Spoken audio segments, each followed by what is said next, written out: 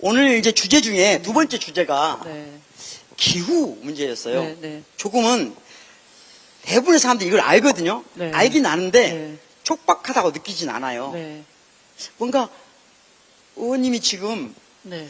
뭔가 이 주제를 건넬 만큼 네. 이 주제에 대해서 절실하게 느끼는 부분이 있을 것 같아요. 네. 왜 절실하죠? 우리가 제가 아까 이제 지구 열화라는 표현을 썼는데요. 그 말을 조천호 교수님이 2021년 제가 대선 후보 경선 때 말씀을 하셨어요.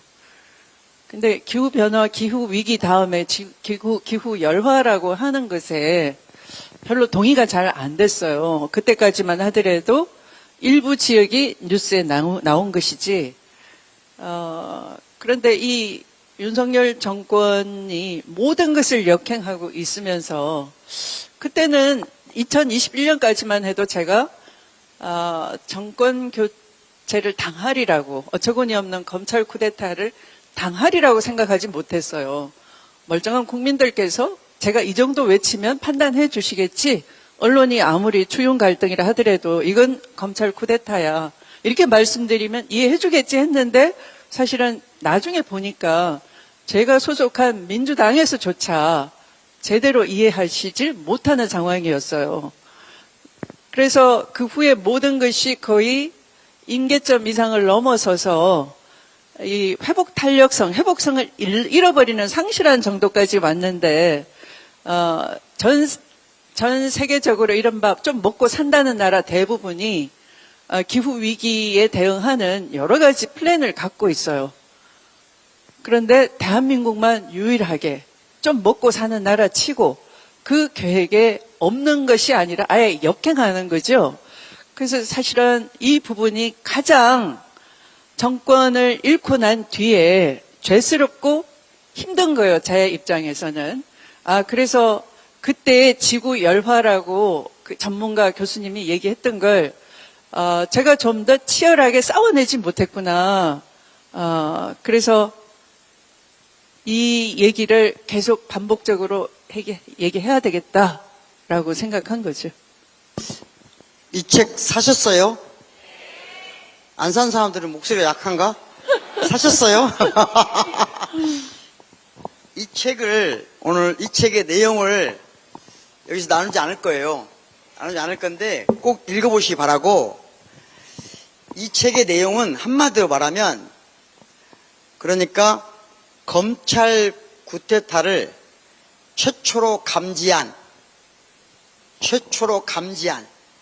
한 외로운 정치인이 그 감지하고 사람들의 온갖 비난과 수난 속에서도 계속해서 쿠데타가 시작됐다고 외친 그 기록서예요. 이해하시겠어요? 맞아요? 네, 정확합니다.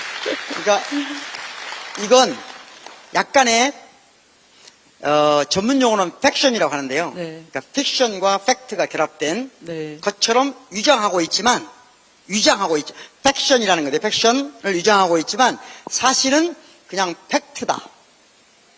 알겠죠? 이건 뭐라고요? 검찰 쿠데타가 일어났을 때 최초로 그 감지한 한 외로운 정치인의 팩트, 사실에 대한 서술이다. 알겠죠? 네. 감사합니다. 네. 그런데 우리가 몇 시까지 얘기해야 돼요? 마음대로 해요? 지금 네. 1시간 5분 지났습니다. 1시간 5분 지났어요? 네네네. 네. 네. 저희가 지금 8시 10분이거든요? 8시 반까지 할까요? 반까지 20분 더 할까요? 네. 예? 진짜? 예. 일단, 네. 재미있어질 때까지 할게요. 알겠죠? 아니, 이제 교수님은 충분히 재미있는데 보니까 제가 재미있어질 때까지인 것 같죠. 네. 자, 그러면 네. 조금 더 방금 말씀하셨는데, 네. 기후위기가 지금 일반 사람들한테 잘 안 느껴진 이유가 네. 왜 그럴까요? 에어컨 같다라고 생각하시면 될 것 같아요. 그러니까 우리 무슨 얘기냐 하면 에어컨은 나는 시원하잖아요. 근데 제 방에 있는 열을 바깥으로 다 내보내죠. 근데 밖에 있는 사람은 그 복사열과 합쳐져서 더 뜨거운데 우리의 모든 삶의 방식이 그래요. 특히 이 정권에서 더. 그러니까 우리가 위험의 외주화라고 하잖아요. 모든 것을 외부화시키는 거예요. 그러니까 진영으로 나누면서 남탓시키고 또 그걸 우리는 남북이 대치하면서 우리의 진보의 정책 아젠다를 잘 언급 안 하고 피로해하면서 그게 지나치게 이상적이다라고 우리도 얘기하기를 거북해하고 이런 것들이 다 외부화인 거예요. 그런데 지구 온난화처럼 이게 계속 상승이 되면 더 이상 피할 데가 없어서 그게 우리 문제가 되는 것인데 제가 검찰 개혁을 주제로 다스리는 자리에 가서 우리의 심리 상태를 보면은 그 외주화, 외부화에 길들여져 있어요. 이게 추운 갈등 탓이다. 이렇게 딱 입력을 해버리면 쉽거든요. 피할 수 있으니까. 그러니까 어떤 주제에 이게 내가 다뤄야 하는 내 직무상의 책임이다라고 들어오지 않고 이건 갈등 구조야. 이건 남 탓이야. 이렇게 외부화를 딱 시켜놓고 금을 그어놓고 더 이상 고민하지 않는 습관이 우리한테 너무나 잘 작동이 돼요.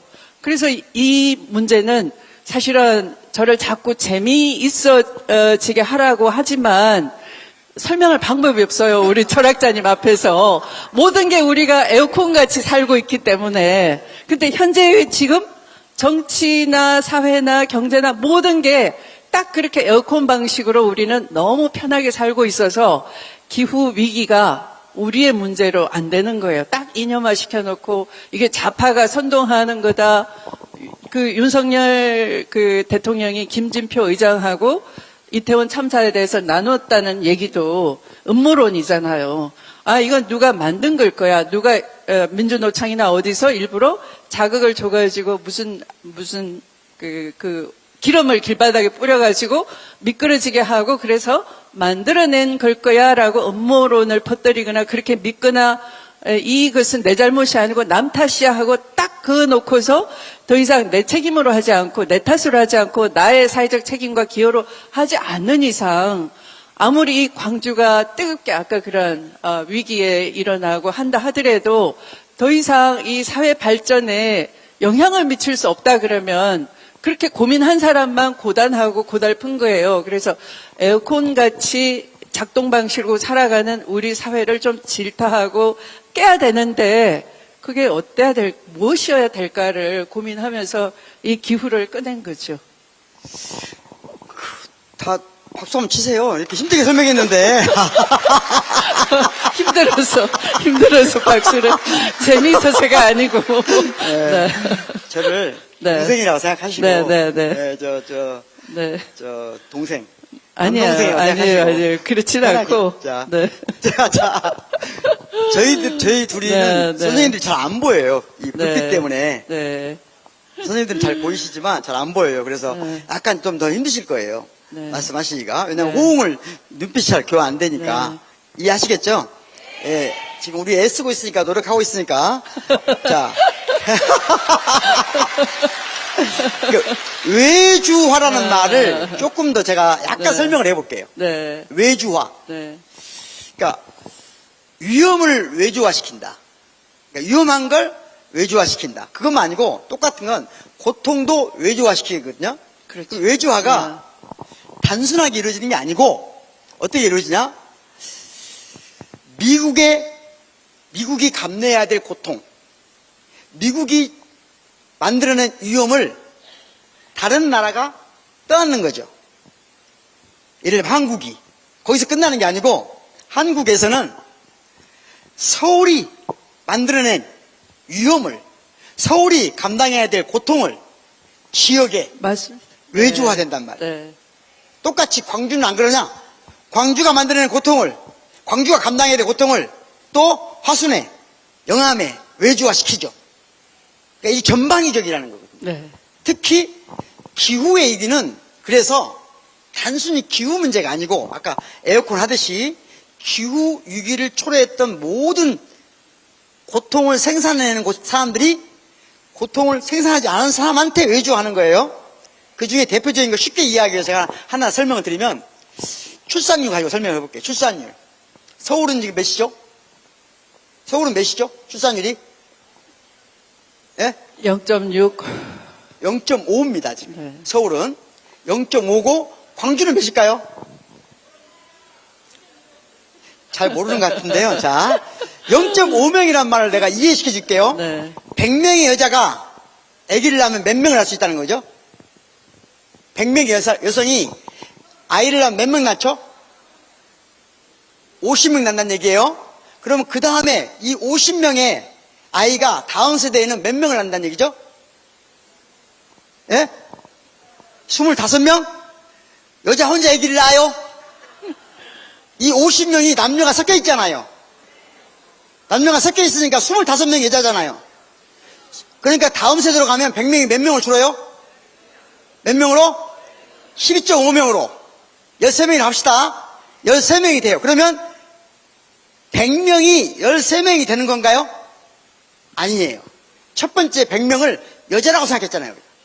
그 남자끼리 합치면 몇 명이에요? 200명이 한 세대만 건너면 13명으로 주는 것이 현재 서울의 출산율이에요. 그러면 서울은 그런 인구가 주나요? 그러니까 서울이 출산을 우리 지역에 외주화시켰어. 마치 그렇죠. 마치 네, 네. 애플이 생산 이 핸드폰 생산 어디서 하죠? 중국에서 하잖아요. 그렇듯이 미국이 생산을 외주화시키듯이 서울이 출산을 지역에 외주화시키듯이 모든 고통은 자기들이 만들어 놓고 이렇게 외주화를 시키면 네. 기후위기가 단순히 기후의 위기가 외주화되는 게 아니고 기후의 문제가 아니고 기후의 위기가 발생한 모든 문제를 다시 쉽게 말하면 이런 거예요. 기후위기로 생겨나는 문제 간단한 거 하나 예를 들어볼게요. 기후위기, 환경위기가 되면 그 좋은 음식은 주로 어디서 먹죠? 어디 사람들이 먹어요? 광주 사람들이 주로 먹어요? 화순 사람들이 먹어요? 그러니까 기후위기에 외주하는 다른 말로 하면 건강하지 않은 모든 식품은 또 약자에게 외주가 되는 거예요. 그러니까 기후위기는 단순한 기후위기가 아니고 인권의 집행에서도 네. 사람의 생존에 관련해서도 모든 안 좋은 것들을 누구한테 외주화시킨다? 약자에게 외주화시킨다. 그러니까 기후위기만큼 약자를 고통스럽게 하는 건 없다. 맞습니다. 그 말씀 하시려는 네, 거예요. 네, 네. 그죠? 네, 그래서 아, 정말 시원하게 잘, 네. 네. 네. 의원님의 매력은 뭐냐? 절대 끝까지 진지하게 말씀할 수 있다는 힘이에요.